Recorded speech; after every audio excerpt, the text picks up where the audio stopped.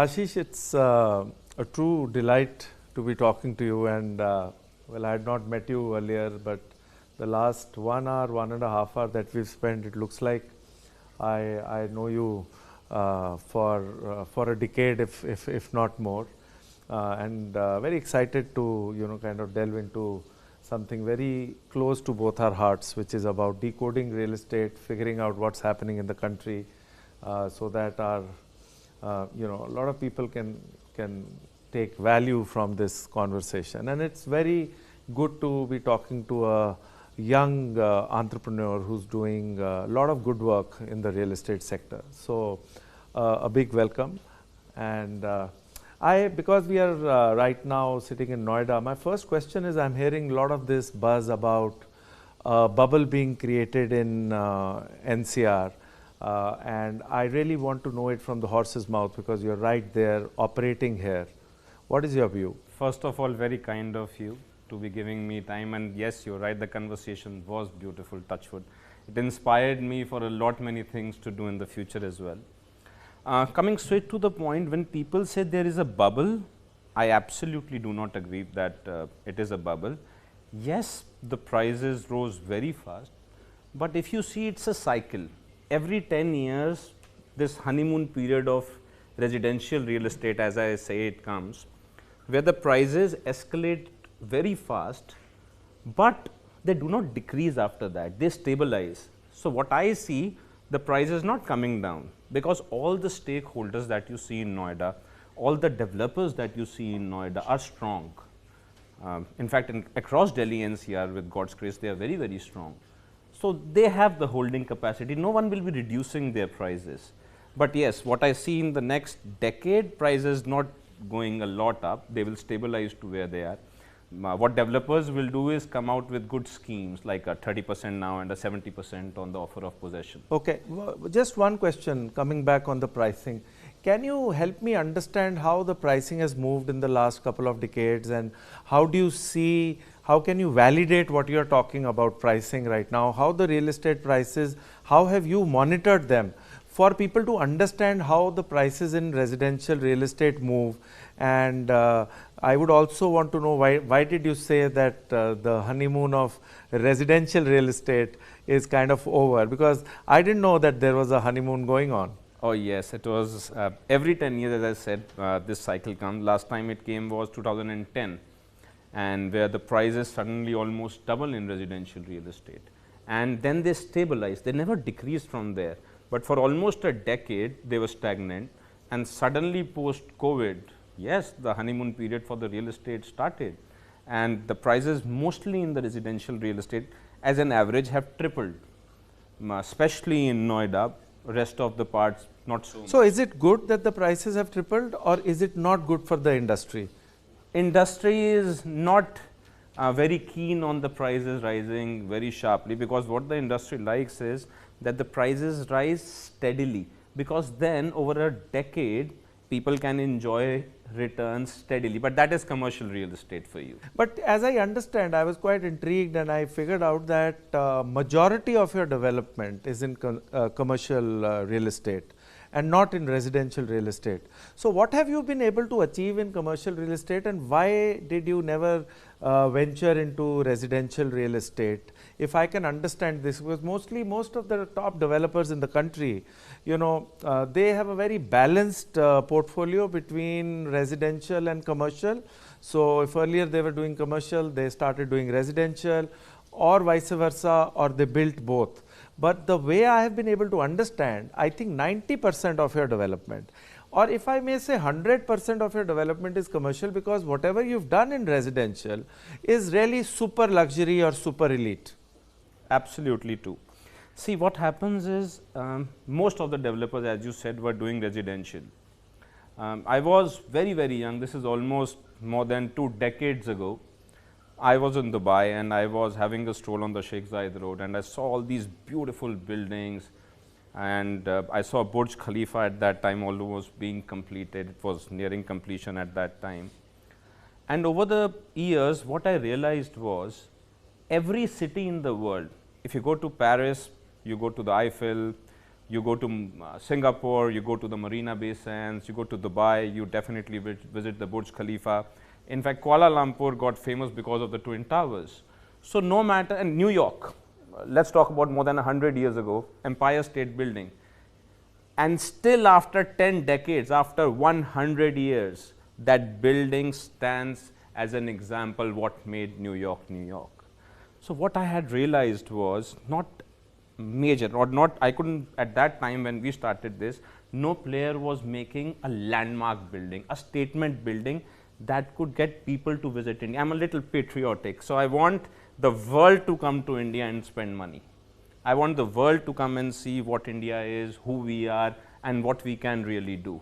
And that's when I decided I have to create certain landmarks, be it Alpha Thumb with God's grace, Cyber Thumb, or no matter what we do. So what is Alpha Thumb? What is Cyber Thumb? If you have to explain in 30 seconds each, so that we understand that what is so unique about these two properties that you're talking, and how do you then connect it with commercial real estate? Absolutely. See, Alpha Thumb, if we talk about, there are 3 towers combined with a roof, and it has the largest rooftop infinity pool in the world. The screen that is present on Alpha Thumb, touchwood, lot of it is very, very recent when the screen got started, and we are getting praises from all across India. It is one of the largest LED screens pan India. In fact, the surface area is a little what even Burj Khalifa has. And wow.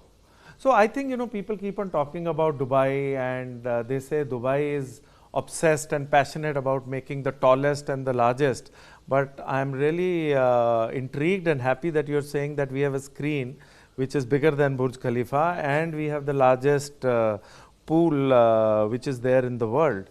So why don't people know about it? Because this was very, very decent development, and what I want is now touchwood with Cyber Thumb being one of the tallest twin towers in the country, and in the middle they have a structure. We often call it the mall in the sky, the first mall in the sky in the world, and one that goes up with God's grace, it will put India on a global map. People will see actually what India is actually capable of. The weight of that mall is 1,20,000 kilos. Once that gets lifted, it will not just be a mall going up in the sky, it will be history rising. I like your patriotism, and I think why should you be little patriotic? You should be as much patriotic. I am son of an army officer. My father kind of supervised the surrender of arms in 1971. Wow. So the feeling is mutual. But what I like is a 40-year-old young entrepreneur like you connecting real estate with nationalism and patriotism. Because I remember, Ashish, I was traveling, and there's a gentleman, a very renowned person with whom I used to work in JLL, who said, how do you decide a country is developed or a city is developed is when you land in the airport and your car takes you out, the first thing you see is buildings. Absolutely. And the first thing you see is roads, and the first thing you see is the bridges and the flyovers, and that is when you decide, wow, what a city, what a country, and that is what differentiates a developing nation and a developed nation. And maybe you're right that buildings definitely define not just real estate but the country, a beautiful way. So let's come to something which is linked. We are sitting in Noida and Jewar Airport. A lot of discussions have been happening about Jewar Airport, the investments people have done. Is that investment right? Is it not right? How are those investments going to give returns to the investors? Can you please explain this so that we understand what's going on, what are the good things, what are the challenges, and how will things pan out around it over a period of time? You have come to my favorite topic actually. The airport, the Noida International Airport, as we call it, the connectivity it has, the expressway, if you talk about Taj Mahal, it's almost 1 hour and 15 minutes away. Vrindavan is almost half an hour away from the new airport. And they are connecting a road that will go straight to Jaipur.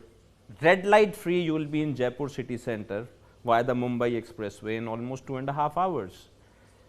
Dehradun from the Ganga Expressway. So imagine you are coming, see there are a lot of foreign tourists who are coming into India, most of them definitely want to see the Taj Mahal, right? So when they are landing there, they are now far from the city, first of all. They are not near the center, so they do not feel the same pinch of the traffic, of the little problems that we have. They get a zone which is even more beautiful than the current airport. They get super connectivity. They get to see the infrastructure which probably the world would not have seen, with the developments like the film city, the Korean city, the American city, the kind of developments that are coming there, the kind of people who have committed to be there. I think it is, touchwood with God's grace, the most beautiful and the most centric development of the world. I think it will become not only India's spine, that entire expressway. I truly believe that entire Asia would be looking up to this development for the next 20 years, because it has the potential to lead India into the next beautiful phase. I love your passion, I love your conviction, and I'm so happy that, lot of our senior developers, national developers are going to know about a gentleman called Ashish Bhutani, who's sitting in Noida. I have a point. Noida has now some of the best buildings.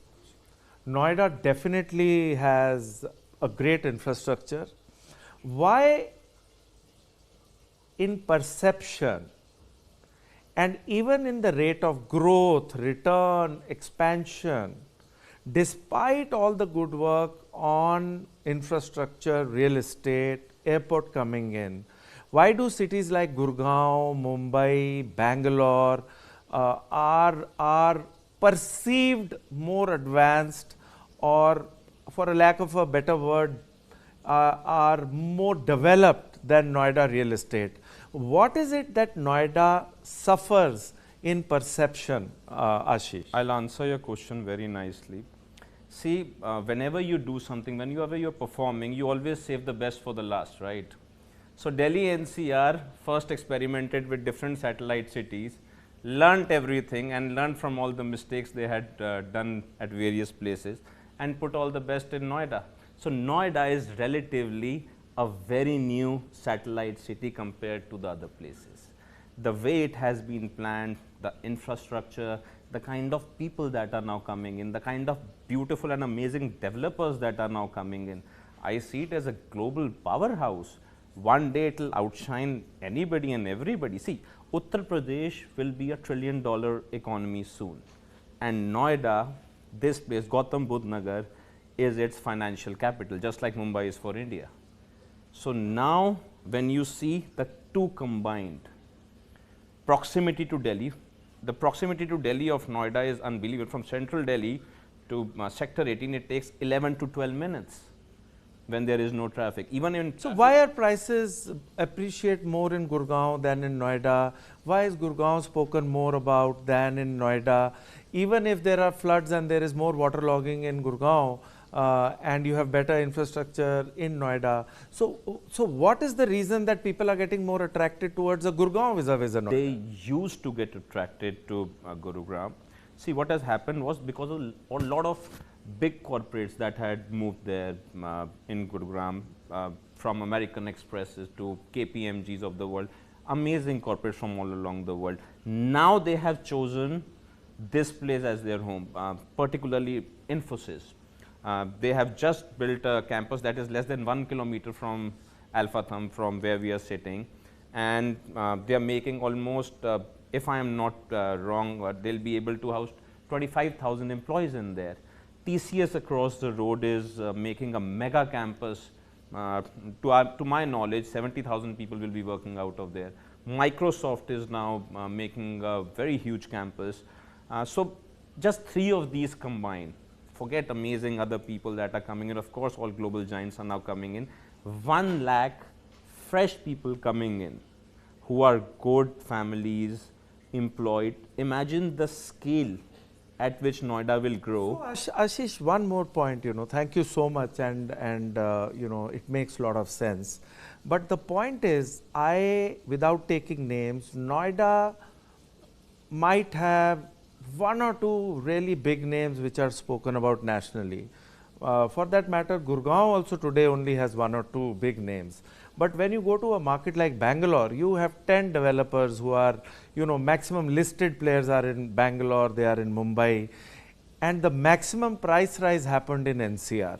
So why is it that some national developers have to come to NCR, they launch projects, they do so well, and the local developers who worked so hard in Noida, people like you who've been there for more than 2 decades, 3 decades, and other developers who are homegrown Noida or NCR, they were not able to take advantage, and then they gave space to the national developers to come, launch residential projects and take good part in the honeymoon and become so successful. Why did the Noida homegrown developers leave this space for outsiders, if I have to say so?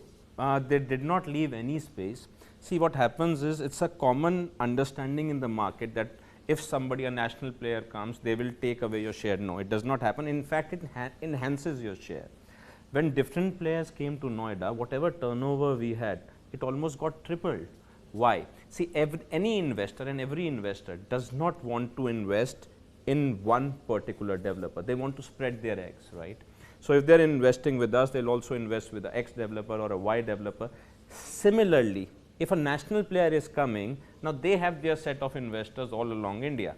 When they convince somebody that we are coming into Noida, it's a good enough market to put your money in, then that investor explores further, comes to see. But is residential real estate investment or is it end use? Because see, when it is commercial, I can understand it is for investments. But how do you look at it? Currently, are people coming in as investors in residential real estate, or they are coming in as end users, or both?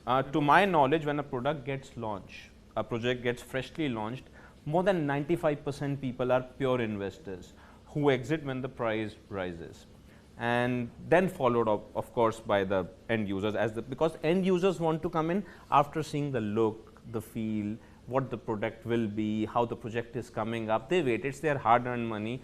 If they have to buy one apartment to live in, they want to first test the water, see everything, no matter how strong the developer is. That's a very unique and new perspective. Yeah, please carry on. But that is 100% the truth. And when investors sees this as an advantage, see, when a developer launches a project, they want to book their sales that, yes, we are done selling, we want to move on to the next project, my team will handle. But the gap between when the end user comes, the investors takes the advantage. Can I put you in a spot? Please. And I think you will like to be in this spot, because say for example, I have two questions. One is real estate about growth? Is it about safety? Is it about security? Is it about returns? How do you look at real estate as an asset class investment? Plus, another question is, if I am an investor, will I not go to someone like you to invest in commercial real estate? Because not only will commercial real estate give me a return which is higher, say 7 to 8%, vis-a-vis a rental yield that I will get in residential, which is anywhere between 2 to 5% also. So why would I invest in residential real estate as an investment vis-a-vis commercial? Plus, I want to understand more about how should an investor look at real estate as an investment. Is it security? Is it growth? Is it return? Is it safety? Is it hand-me-down? What is it? You answered the question yourself when you said real estate. As we always say, the only thing real in this world is real estate. It's the one thing you can't manufacture more. People used to say diamonds are forever. I stand by them. Diamonds are beautiful. But after the lab-grown diamond industry became so huge and the quality was so impeccable, the diamond prices have dropped almost 40% in the last 4 years. Forget the amount of interest that people have lost per annum. This would, I think, result in more than 60 to 65% of capital erosion. Once you see that, and once you hear news about other products, the people that consider safe haven, they being manufactured in the labs. I don't want to name any particular thing. What happens is you get a little scared, but one thing you know for sure, you cannot manufacture land. Land is limited. The proximity to Delhi, the land on the expressway, this is all limited. It will get exhausted in what, 20 years? Then what, 25 years? Then where will you get more land from? Classic example is… But who will buy land? It has become so expensive.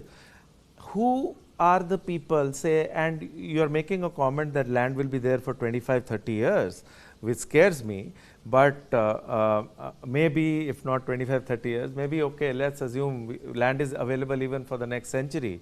But the way the prices of land are, who is going to afford land? I am talking 25 years of just the expressway. Land will always be there in different parts for thousands of years. I am not debating on that.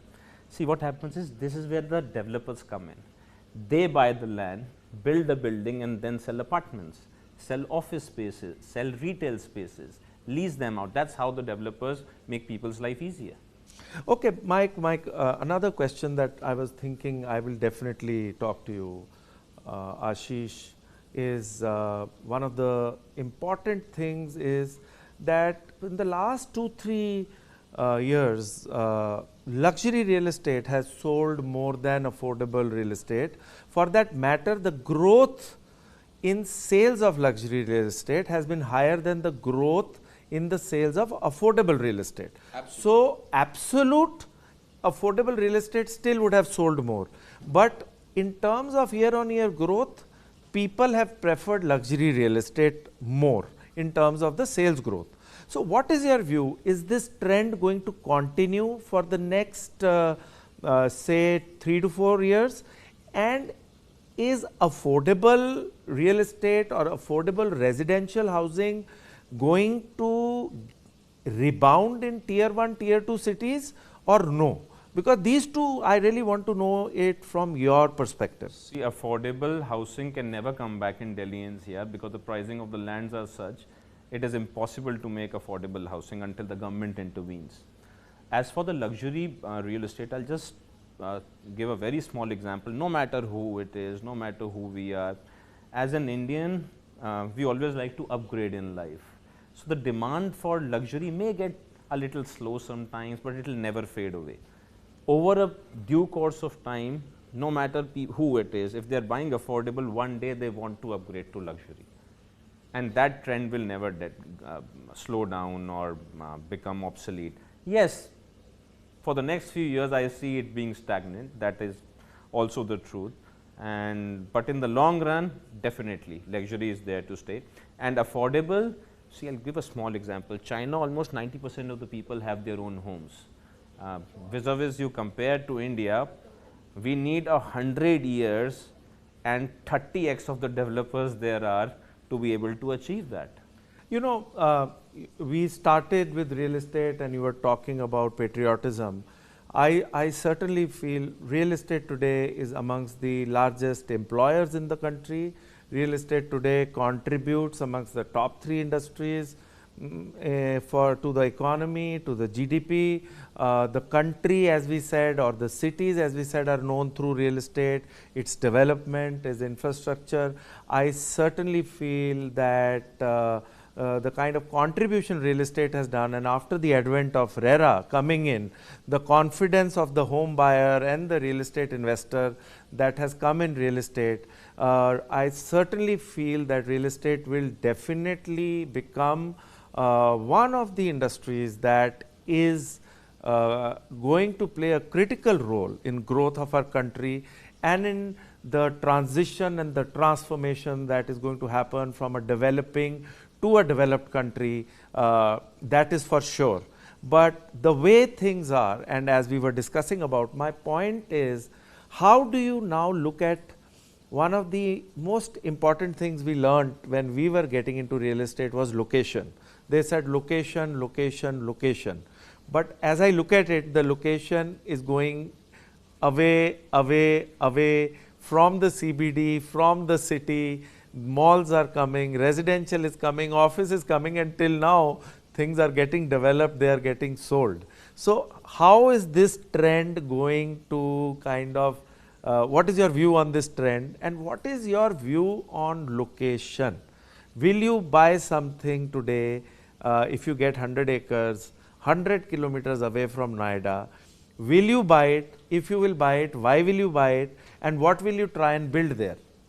I would not buy the 100 kilometer, 100 acres. I'll rather buy 5 acres in the heart of the city. So location, location, location has always been and will always be. Location is of course very, very important. But now as Bhutani, what is more important to me is what landmark are we creating there. One landmark you create and around 3-kilometer radius, everything thrives. And there are multiple examples of this along the world. And now, especially in Noida, you look around Alpha Therm, the prices of the real estate have gone almost 2.5, 3 times, even the affordable housing, I am saying, because of the view they get of the building. Nearby, wherever we create projects with God's grace, everybody surrounding. In fact, it's a very beautiful compliment somebody gave us. There was a developer I would not like to name. So when we launched the project there, 2 months later, I get to know that there is a PLC there. Our apartments are Bhutani facing. We know they'll create something beautiful.